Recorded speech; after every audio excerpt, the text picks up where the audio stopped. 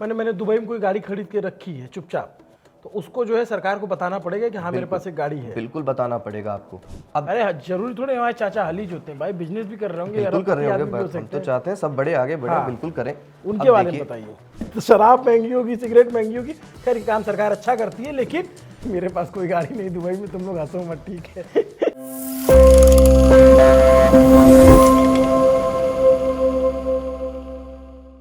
भाई बजट के मामले में मेरा और आपका हिसाब एकदम बराबर, बल्कि आपको ज्यादा ही आता होगा, मुझे कम आता है। बजट ऐसी चीज है, आती है उस दिन सारे जानकार बन जाते हैं कि हमसे पूछो हम बताएंगे बजट में क्या है, लेकिन हम कहते हैं भाई हमसे मत पूछो, हम आपके पास जानकार ले आएंगे, उनसे बतवाएंगे कि बजट में क्या है, क्योंकि बजट ऐसा जटिल होता है जो सबकी जिंदगी को प्रभावित करने वाली चीज है, लेकिन समझ में कम आता है, और जितना आप समझते जाएंगे उतना उलझते जाएंगे। इसलिए उस उलझन को कौन सुलझा सके, ऐसे लोग आपके सामने होने चाहिए। नमस्ते, अभिनव पांडे नाम है मेरा, और मैं आपके सामने एक विद्वान शिवन कुकरेजा जी को लेकर आया हूं। अपन सड़कों पे गढ़े लोग हैं, किताबों में पढ़े लोग नहीं है, तो ज़्यादा आता नहीं है, ये इन्होंने पढ़ाई भरपूर कर रखी है, ये टैक्स एक्सपर्ट है। और 26 के बजट में 26 एग्जैक्ट अच्छी चीज़ें क्या है या खराब चीज़ें क्या है या मार्के की चीज़ें क्या है, 26 पॉइंट में 26 का बजट समझाने के लिए शिवन हमारे साथ है, और ये आपको बारी बारी से समझाएंगे। तो आप अगर रोज़मर्रा के काम करते हैं तो भी बैठ जाइए, आप कहीं नौकरी करते हैं, टैक्स भरने वाले हैं तो भी बैठ जाइए, आप खाली हैं स्टार्टअप करने की सोच रहे हैं तो भी बैठ जाइए, और अगर आप बिजनेस करते हैं तो भी बैठ के देखिए। और वो लोग विशेष करके बैठ के देखें जो प्रतियोगी परीक्षाओं की तैयारी कर रहे हैं। 26 के बजट की 26 अहम बातें। जी सर बताइए। तो सबसे पहले शुरू करते हैं टैक्स कलेक्शन एट सोर्स। अगर tax collection at source overseas tour package में पहले जो हुआ करता था 5% हुआ करता था, वो इस बजट में कम करके 2% कर दिया गया है। तो ये काफ़ी एक रिलीफ है टैक्स कलेक्टेड एट सोर्स के लिए। दूसरी जो रिलीफ दी गई है टैक्स कलेक्टेड एट सोर्स के लिए, वो है मेडिकल एंड एजुकेशन पर्पसेस के लिए जो लोग पैसे बाहर भेजा करते थे एलआरएस स्कीम के अंदर। एलआरएस स्कीम मतलब लिबरलाइजेशन टैक्सेशन रिलीफ।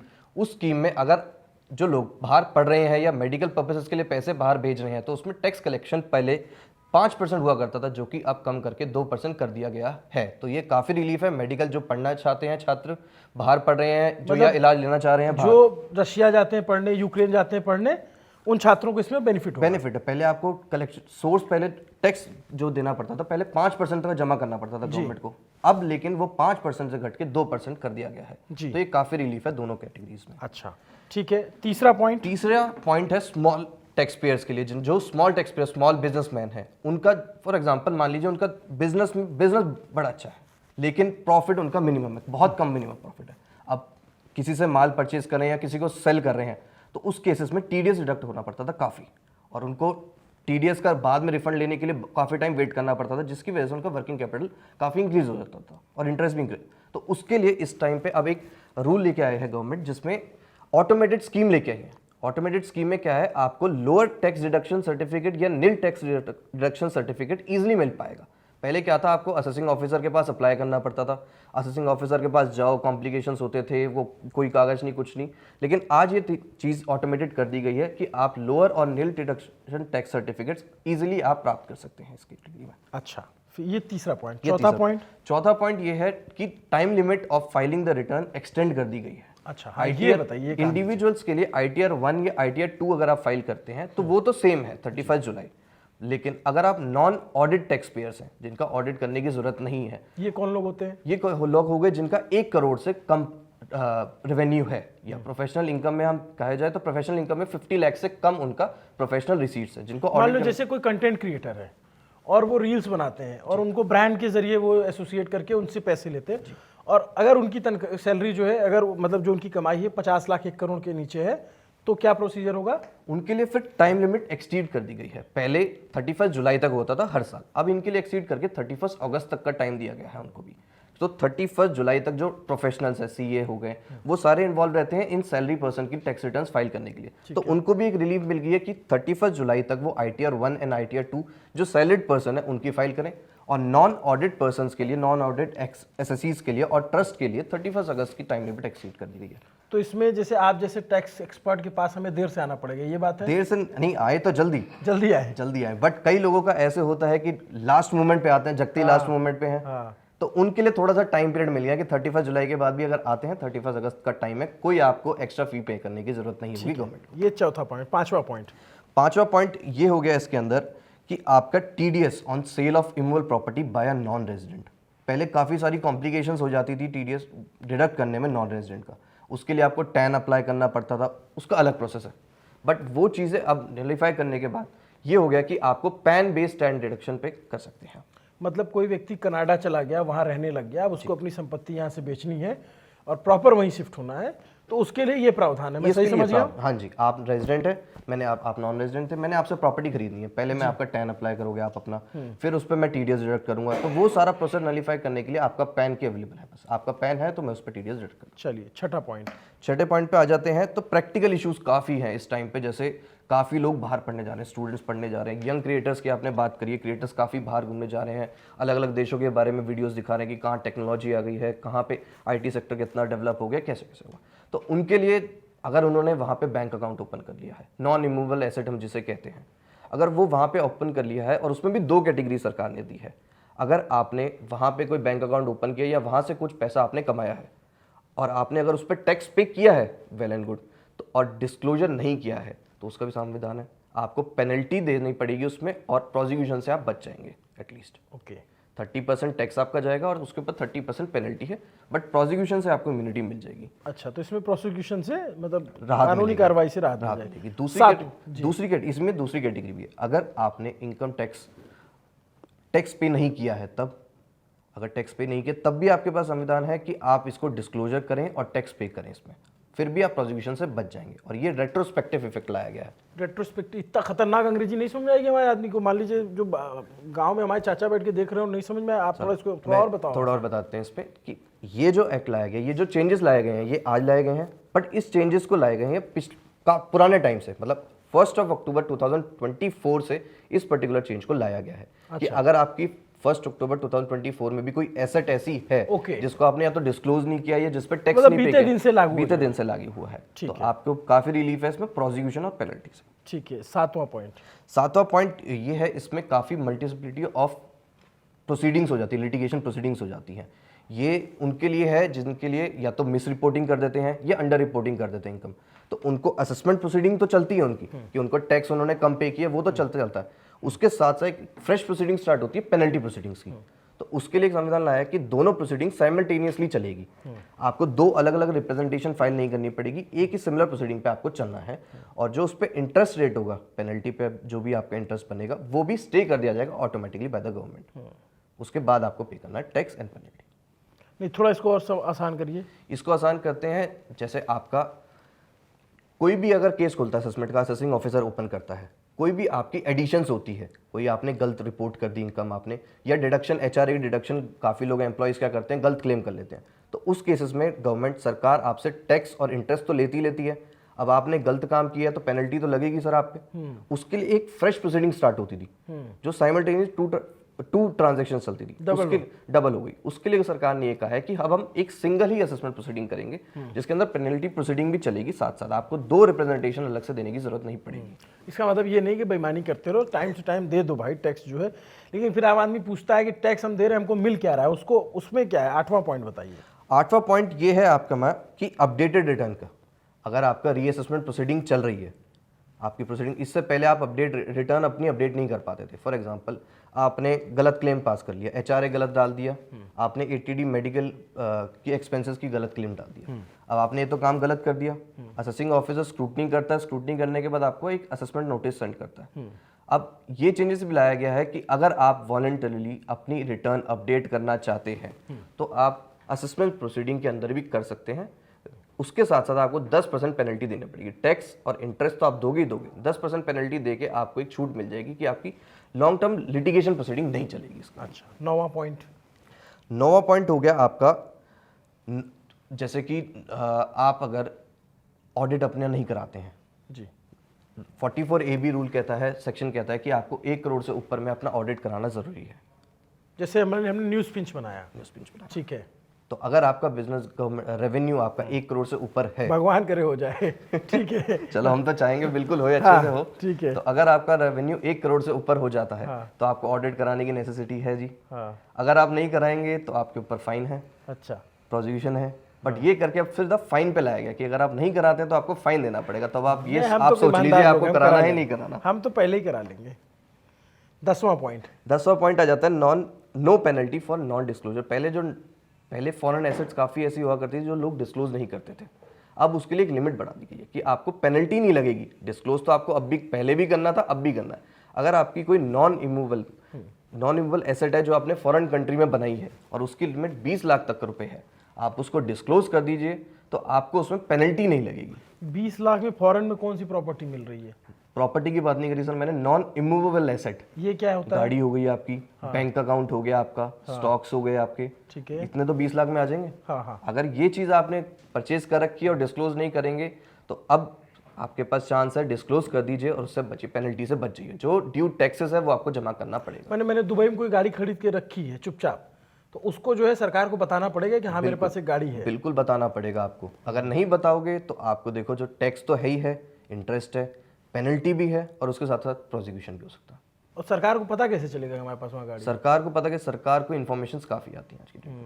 आप काफ़ी देखेंगे जो ब्लैक मनी के केसेस खुले हैं वो सरकार इन्फॉर्मेशन एक्सचेंज करती है काफ़ी। गवर्नमेंट के काफ़ी कंट्रीज के साथ एग्रीमेंट साइंड है, तो उनके थ्रू उनको ऑटोमेटेड रूट्स में इन्फॉर्मेशन सेंड होती है। भाई, मेरे पास कोई गाड़ी नहीं दुबई में, तुम लोग हंसो मत, ठीक है यहाँ आपने अगर एग्जाम्पल लिया तो शायद हो भी सकता है। नहीं भैया, मेरे तो यहाँ पे जो गाड़ी उसी की किस्त नहीं पूरी हुई है, अभी उसी की किस्त भर रहा हूँ, ठीक है। 11वां पॉइंट, 11वें पॉइंट पे आ जाते हैं टैक्स रेट। ये हम इधर थे ना शायद, ये हम नहीं सकते। अच्छा ये हो गया, ठीक है। 11वां पॉइंट, टैक्स रेट जो है, अब इससे पहले हुआ करता था कि सेक्शन 68 69 एक हुआ करता था कि आपकी अनएक्सप्लेन्ड क्रेडिट्स है, बैंक अकाउंट में आपके पैसे आए हैं कुछ, अब आप उसको एक्सप्लेन नहीं कर पा रहे हो कहाँ से पैसा है, या आपके घर से ज्वेलरी मिली है, आपको नहीं बता पा रहे हो ज्वेलरी आपने कहाँ से बनाई है। पहले उसके ऊपर टैक्सेशन रेट हुआ करता था 60% का। 60%। हाँ जी। मान लीजिए अगर किसी घर में गाढ़ा धन मिल गया, पूर्वजों ने जो है मटके में जो है ज्वेलरी गाड़ के रख दी थी। भाई देखो, मैं बहुत देसी आदमी हूँ, आपको ऐसे ही समझाना होगा मेरे को, ठीक है जी। कि वो धन मिला और उसको बोले उसमें हीरा जवाहरात निकला, अब हमने उसको दाब दिया कि हम उसको धर के बैठे हुए हैं। फिर हमारे पड़ोसी ने सरकार को बता दिया कि भैया इनके पास जो है 2 किलो सोना आ गया है, तो सरकार अब उस पर जो है एक्शन ले सकती है। बिल्कुल ले सकती है। पहले बताएं पड़ोसी को कैसे पता चला पहले आपसे? नीचे से पड़ोसी तो भाई आते जाते जो है कहीं कोई बातचीत हुई, घर की औरतें पुरुष आपस में चर्चा कर रहे हैं, उसमें निकल गया, निकल गया। ठीक है। अब अगर आप एक्सप्लेन नहीं कर पाए हैं, हाँ 60% टैक्स हुआ करता था पहले, हाँ, बहुत ज़्यादा टैक्स था, अब वो करके कम करके 30 कर दिया गया, 30%। 30% कर दिया गया। इससे पहले वेल टैक्स भी था, वेल टैक्स में भी डिस्क्लोज नहीं किया आपने, तो फिर तो ये एक बदलाव, ये बदलाव हुआ है, एक रिलीफ है, भाई, बहुत है। तो जिसके घर में गाढ़ा धन हो खोज लो भैया, अब 30% ही टैक्स देना पड़ेगा। अगला बताइए। थोड़ा बड़ा भी के ऊपर भी चल जाते हैं कि किस चीज़ में इंक्रीज भी किया है। हाँ, अब पिछले साल से अगर हम कंपेयर करें, पिछले साल काफ़ी रिलीफ दी गई थी। हम जैसे इंडिविजुअल्स के लिए, सैलरीड पर्सन के लिए 12 लाख तक की लिमिट दी गई थी, बहुत अच्छी रिलीफ थी वो 12 लाख तक। आज से पहले 2.5 लाख तक लिमिट रही थी, फिर इस सरकार ने चेंज करके 7 लाख किया, फिर अब 12 लाख कर दिया। लेकिन अब कुछ एसटीटी में भी बढ़ा दिया गया है। एसटीटी में अगर आप फ्यूचर ऑप्शंस में डील करते हैं, पहले आप दिया करते थे 0.02%, अब वो बढ़ा के एसटीटी आप पे करेंगे 0.05%। ये क्या है एसटीटी? ये सिक्योरिटी ट्रांजैक्शन टैक्स होता है। जब आप शेयर्स परचेज करते हैं, लिस्टेड शेयर्स में डीलिंग करते हैं, तो एक सिक्योरिटी ट्रांजैक्शन टैक्स आपको पे करना पड़ता है। तो सरकार का मकसद है कि ये काम मत करो? नहीं, बिल्कुल नहीं है ऐसा। सरकार का मकसद बस है, सरकार एक लेकिन तरीके से डिमोटिवेट कर रही है ना, कि इस तरीके से आप जो है फ्यूचर में जबरदस्ती, एक तरीके का सट्टा हो गया ना जो ये शेयर लगाने वाली बात। सट्टा तो है, बट आप ये देखिए, इससे पहले सरकार ने एक काम किया कि आपके हाथ में पैसा ज्यादा बचे। वो ज्यादा बचने के लिए सरकार ने 12 लाख तक की एग्जम्पशन आपको दी। अब थोड़ा सरकार को भी तो चाहिए ना इन चीजों के लिए मेंटेन उसने कहा कि भाई पैसा डालो, थोड़ा बहुत ही है। 0.02% से बढ़ा के 0.05% कर दिया गया फ्यूचर्स ऑप्शन में, ठीक है। और ऑप्शंस प्रीमियम में 0.15% कर दिया गया 0.1 से। तो ये बात उनके ऊपर लागू हुई जो शेयर मार्केट में लिस्टेड शेयर निवेश करते हैं, लिस्टेड शेयर करते हैं।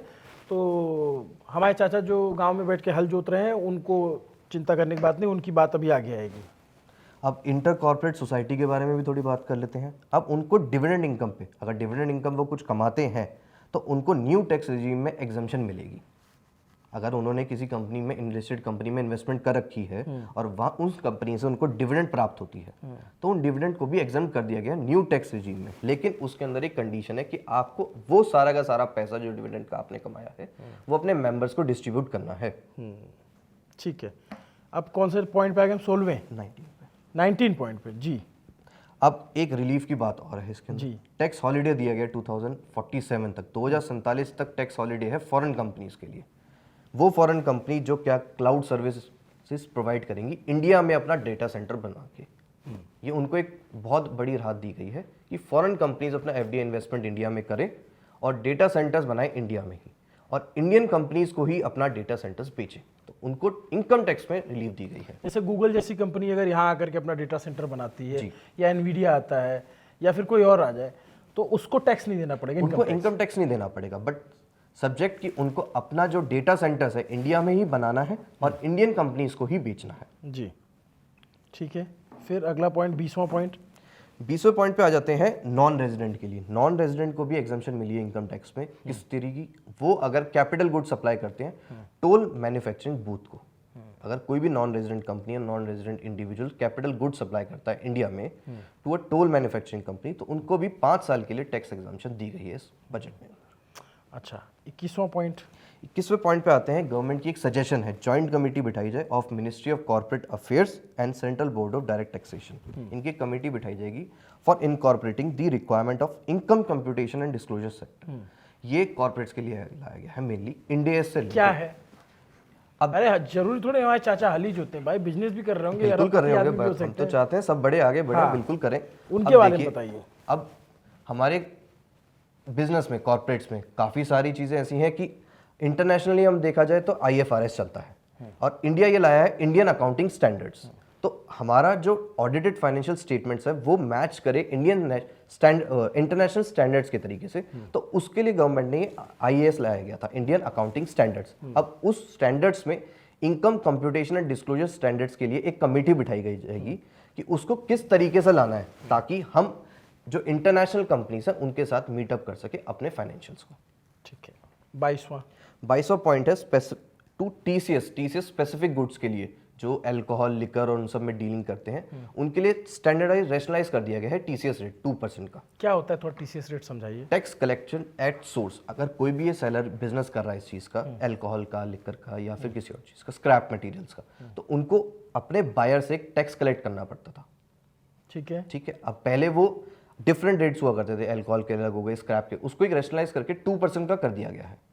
नहीं, मान लीजिए जैसे ये साबुत बोतल की बात हो रही है या फिर सिर्फ खाली बोतल की बात हो रही है? अल्कोहल मान लीजिए कि कोई कंपनी इंडिया की वो स्कॉटलैंड से विस्की मंगवाती है, तो उसके ऊपर ये लागू होगा? नहीं, मैं इंडियन सेलर्स की बात करें, इंडियन रिटेल सेलर्स हो गए। नोएडा के सेक्टर 51 का ठेके वाला जी। वो जो है एक बोतल बेचता है और एक आदमी उससे खरीदता है, फिर उसमें क्या है, इसमें क्या फर्क पड़ेगा? स्क्रैप इन पे अल्कोहल पे जैसे है तो वो TCS जो प्राइस है उसका वो प्राइस इंक्लूसिव होगा TCS tax collected at source. तो उस पे भी जो टैक्स है वो कलेक्ट उसी टाइम पे हुआ जाएगा, वो रेशनलाइज कर दिया गया, 2% का एक सिंपल रेट दे दिया गया। पहले बोतल महंगी होगी सस्ती? अभी इसमें कोई चेंज नहीं है। पहले भी 2%, अल्कोहल पे 2% पहले भी हुआ करता था, अब भी 2%। स्क्रैप मटेरियल में थोड़ा चेंजेस कर दिया। स्क्रैप मटेरियल खाली कबाड़ी वाला है, वो स्क्रैप मटेरियल पे बड़े लेवल पे जो कबाड़ी वाले हैं वो 0.5% पहले हुआ करता था, अब उसको 0.5% ना करके 2% एक रैशनलाइज रेट दे दिया गया। यही समझना होता है। हाँ, अब थोड़ा अल्कोहल में तो चेंज नहीं। हाँ, मतलब आदमी ये भी जानना इच्छुक रहता है ना, बोतल सस्ती हुई कि महंगी हुई। बहुत सारे दर्शक हमारे जो है ध्यान दे रहे हैं इस पे भी, क्योंकि भाई देखिए जो जब भी बजट आता है तो पहली गाज जो है वो बोतल वाले पे गिरती है। तो शराब महंगी होगी, सिगरेट महंगी होगी, खैर काम सरकार अच्छा करती है, लेकिन ये डिमोटिवेट करने के लिए सरकार करती है, लेकिन उसका कुछ फायदा नहीं मिलता, क्योंकि भाई लोग तो बाकी मोटिवेटेड है। रात 9 जैसे 10 बजे के यार लग रहा है आज तो कम पड़ गई है, फिर निकल जाएंगे। तो आपने अच्छे से समझा दिया कि इसमें वो वाला नहीं है। फिर 23 नंबर पे चलते हैं तो कस्टम ड्यूटी पे आ जाते हैं थोड़ा सा। सरकार ने बहुत अच्छे काम किए हैं पिछले सालों में, इसमें भी अच्छा किए हैं। अब 17 ऐसे ड्रग हैं कैंसर ट्रीटमेंट के जो इंडिया में नहीं है, वो बाहर से इंपोर्ट किए जाते हैं। अब उन पे बेसिक कस्टम ड्यूटी लगती थी, तो सरकार ने इस बार से उन ड्रग्स पे 17 ड्रग्स या मेडिसिन पे बेसिक कस्टम ड्यूटी एग्जम्प्ट कर दी गई है। ये अच्छा काम ये बहुत अच्छा काम किया है। एक तो जीवन रक्षक दवाइयाँ हैं और उसमें वो दाम घट जाएगा। दाम बिल्कुल घटेगा। पहले पिछले साल भी कई दवाइयों पे किया गया था, इस साल 17 दवाइयों पे और किया गया। मतलब नाम उनके ऐड कर दिए गए। नाम उनके और ऐड कर दिए गए। उसके बाद 7 ऐसी रेयर डिसीजेस के लिए भी सरकार ने एग्जाम किए बेसिक कस्टम ड्यूटी। जैसे कई बार हमने देखा है कुकरेजा जी कि अब आपने कभी सोशल मीडिया पे कैंपेन देखा होगा कि 8 साल का बच्चा है, इसको 18 करोड़ का इंजेक्शन लगना है। हमें नहीं पता होता है कौन सा इंजेक्शन है, क्या बीमारी है, बट कोई रेयर बीमारी होती है उसको, और उसको फिर वो इस तरीके के इंजेक्शन लगने होते हैं। उस तरीके की जो रेयर बीमारियों के इंजेक्शन होते हैं उसमें भी मैं अपना ही आपका प्रैक्टिकल एग्जांपल दे देता हूँ। एक कैंसर के लिए इम्यूनोथेरेपी की लगती है, इम्यूनोथेरेपी इंजेक्शंस लगते हैं जी, जो पहले अगर आप परचेज करने जाएं तो पहले वो 90 लाख रुपए का टोटल सेशन होता था। अच्छा, उसके अंदर आपको टोटल 13 या 15 इंजेक्शंस लगते थे। अरे बाप रे। अब पिछले साल बजट में इस चीज़ को कम कर दिया गया, तो मैंने खुद ये 25 या 30 लाख रुपए में टोटल खरीदे। आपके परिवार में किसी? हाँ, मेरे परिवार में था, तो उनके लिए तो ये मेरे को खुद प्रैक्टिकली देखा गया कि सरकार ने ये बेनिफिट बहुत अच्छा दिया है जिनके कैंसर ट्रीटमेंट चल रहा है। फिर 25वां पॉइंट 25वां पॉइंट है, अब देखिए आप जैसे ईवी इंडस्ट्री कितना बूम कर रही है। हर कोई चाहता है कि गाड़ी में ईवी लूँ, स्कूटी में ईवी लूँ, तो उसके लिए भी गवर्नमेंट ने क्या किया है, जो कैपिटल गुड्स जो लिथियम आयन सेल्स को मैन्युफैक्चर करने के लिए कैपिटल गुड जो भी आप इंपोर्ट करेंगे इंडिया में, उसके ऊपर भी कस्टम ड्यूटी एग्जाम कर दी गई है। अच्छा, मतलब जैसे किसी ने ईवी स्कूटी ली है, उसमें जो बैटरी लगती है तो अब उसको सस्ती हो जाएगी, होनी चाहिए, क्योंकि पीछे से आपको मैन्युफैक्चरिंग जो कैपिटल गुड्स आप जो मैन्युफैक्चरिंग यूनिट परचेज करेगी उसका परचेज प्राइस कम हो जाएगा, तो ऑटोमेटिक इफेक्ट उसको कंज्यूमर्स को देना पड़ेगा। हमें जो, क्योंकि उसकी तो सबसे महंगी बैटरी ही आती है। बिल्कुल, अगर बैटरी सस्ती हो जाएगी तो इसका मतलब जो ईवी स्कूटर है या ईवी गाड़ियां हैं वो सस्ती मिलेंगी, सस्ती मिलनी चाहिए। 26वां पॉइंट 26वें पॉइंट पे आ जाते हैं, तो 1-2 जीएसटी की बात कर लेते हैं जी। जीएसटी में एक कंसेप्ट है post sale discount. Post sale discount क्या होता है, मान लीजिए मैंने आपको कुछ सामान बेचा है, मैंने आपको आज कहा है कि ये अगर आप मेरे से 10 आइटम लेते हैं तो मैं आपको एक्स प्राइस में दूंगा, और अगर आप मेरे से 50 आइटम लेते हैं साल भर में तो मैं x माइनस 10 अमाउंट में दूंगा। ठीक है, फिर से समझा देता हूँ जी। अगर आपने मेरे से किसी एक माल की क्वांटिटी 10 आइटम ली है तो मैं आपको 10 रुपये पर क्वांटिटी में बेचूंगा। ठीक है, ठीक है। अगर आप मेरे से साल भर में 100 यूनिट ले लेते हैं इस प्रोडक्ट की, तो मैं आपको 100 की जगह 90 का प्राइस कर दूंगा। ओके, ये अब इसमें गवर्नमेंट का क्या था कि अगर ये चीज़ पहले से प्री डिफाइंड है मेरे एग्रीमेंट में और आपके साथ में, तो ये चीज़ एक्सेप्ट करी जाएगी। बट आज ये चेंज लाया गया है कि ये चीज़ अगर प्री डिफाइंड नहीं भी थी, लेटर ऑन भी मेरा आपसे डिसाइड हुआ कि जी आप मेरे से 100 यूनिट परचेज करेंगे और मैं आपको 90 रुपये में ही बेचूंगा, तो उसमें जीएसटी में मैं क्रेडिट नोट इशू करके आपको जीएसटी का प्राइस कम कर सकता हूँ। ये पहले नहीं था, पहले आपका साथ मेरा एक एग्रीमेंट होना चाहिए था। चलिए, ये कुछ चेंजेस हैं 2026 के बजट में 26 के बजट के 26 टैक्स बदलाव और उसके इर्द गिर्द मुझे लगता है इन्होंने जितने मेजर बातें थी वो सब कवर कर दी कुकरेजा जी ने। बस मेरे को आप ये बता दो, इस बजट को जैसे बड़े पत्रकार पूछते हैं, मैं भी उतना बड़ा पत्रकार नहीं हूँ लेकिन फिर भी पूछ लेता हूँ, इस बजट को कितना नंबर दोगे आप 10 में से? सर मैं सिर्फ इस बजट को नहीं, मैं पिछले बजट के साथ लेके चलूंगा, मैं अपना ट्रू रिव्यू दूं तो। जी बिल्कुल, अरे ट्रू ही देना चाहिए, जो क्योंकि अच्छा है वो अच्छा बताइए, जो बुरा है वो स्टेप बाय बुरा स्टेप काम चल रहा है। पिछले साल उन्होंने 12 लाख किया जी, सैलरीड वालों को और स्मॉल टैक्स पेयर को काफी रिलीफ दिया जी। अब जो बजट का विजन है वो मैन्युफैक्चरिंग को लेके भी है और कई सारी तरीके की मेडिकल फैसिलिटीज को लेके, हेल्थ सेक्टर को लेके देख और एजुकेशन को लेके, तो मैं इस बजट को 10 आउट ऑफ 8 दूं। और इन्वायरमेंट को लेकर के 8, आप 8 नंबर देंगे। और इन्वायरमेंट को लेकर के, इन सब को लेकर के कुछ बजट में बात है कि? कोई बात नहीं, ज़्यादा बात नहीं है इन्वायरमेंट को लेकर, पोल्यूशन को लेकर, तभी वो 2 नंबर कटे हैं सर। 2 नंबर कट गए इसीलिए। चलिए, थैंक यू। मुझे लगता है कि जो मेरे जैसे बाल सुलभ मन के लोग हैं उनको कुकरेजा जी की बातों से बहुत कुछ समझ में आया होगा। ये बजट को समझना बहुत मुश्किल काम होता है, सबके लिए आसान नहीं होता है। तो जो विद्वान हैं, जो आपको बता रहे हैं, जो पढ़ रहे हैं, जो समझ रहे हैं, उनके ज़रिए न्यूज़ पिंच आप तक सारी जानकारी पहुंचाने की कोशिश कर रहा है। थैंक यू सो मच, आपने बहुत अच्छे से समझाया, मतलब मुझको समझ में आ गया, तो मुझे लगता है कि मेरे दर्शकों को भी समझ में आ ही जाएगा। नमस्ते, अभिनव पांडे नाम है मेरा, देखते रहिए न्यूज़ पिंच।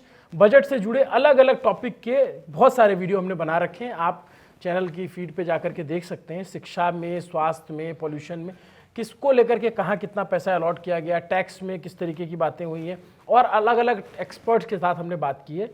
तो प्लीज़ देखिए। नमस्ते, अभिनव पांडे नाम है मेरा, न्यूज़ पिंच आपका चैनल है, देखते रहिए। शुक्रिया।